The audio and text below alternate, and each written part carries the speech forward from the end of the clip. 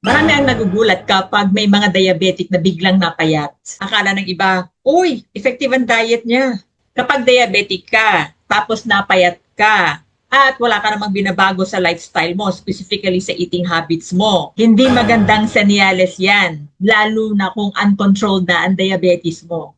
Dahil ang totoo, pwedeng gutom na ang cells ng katawan mo kahit mataas ang sugar mo sa dugo. Paano nangyayari yon? Pakinggan mo itong mabuti.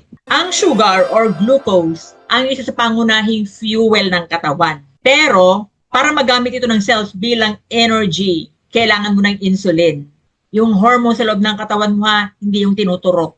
Si insulin, ang trabaho niyan, siya yung susi para makapasok yung glucose o asukal sa cells mo. Ngayon, kapag kulang na ang insulin or hindi na ito maayos na gumagana dahil may diabetes ka, naiipon ng sugar sa dugo. Pero, hindi naman ito magamit ng cells mo.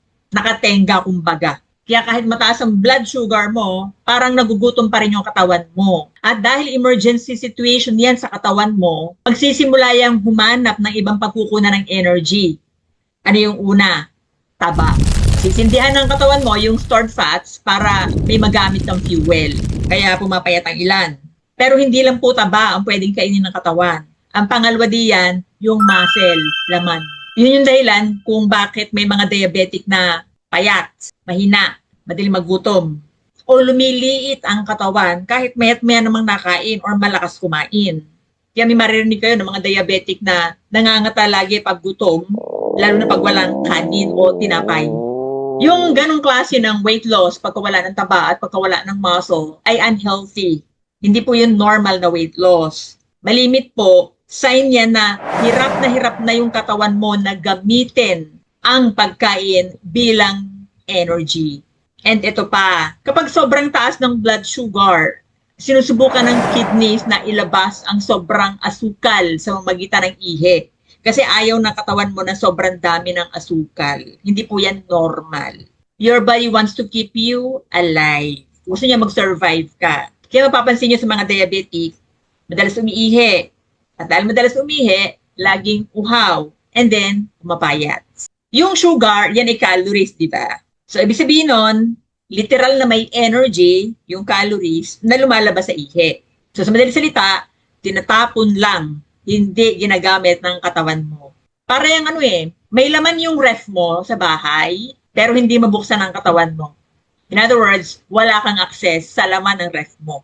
Kaya hindi sapat sabihin na pag may diabetes ka, bawasan mo lang yung asukal.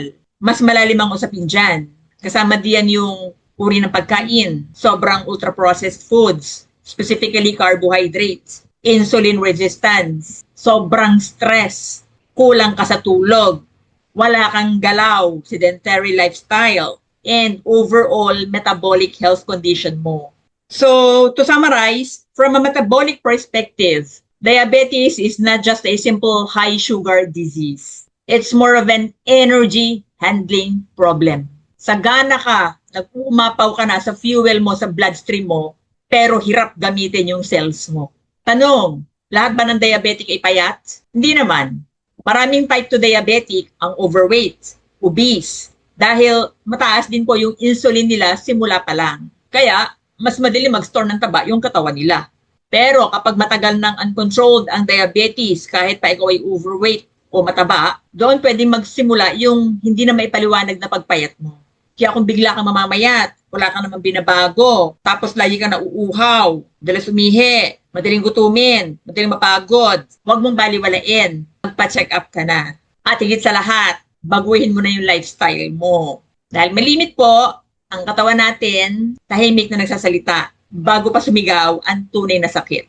Ikaw, may kakilala ka na bang pumayat tapos later na lang na na-discover niya na meron na pala siyang uncontrolled type 2 diabetes? Kumusta naman ang energy handling ng katawan mo sa ngayon? Effective pa ba? Comment mo lang ah. And if you want to learn more about type 2 diabetes, please watch this video. Thank you for watching and I wish you health everyone. God bless.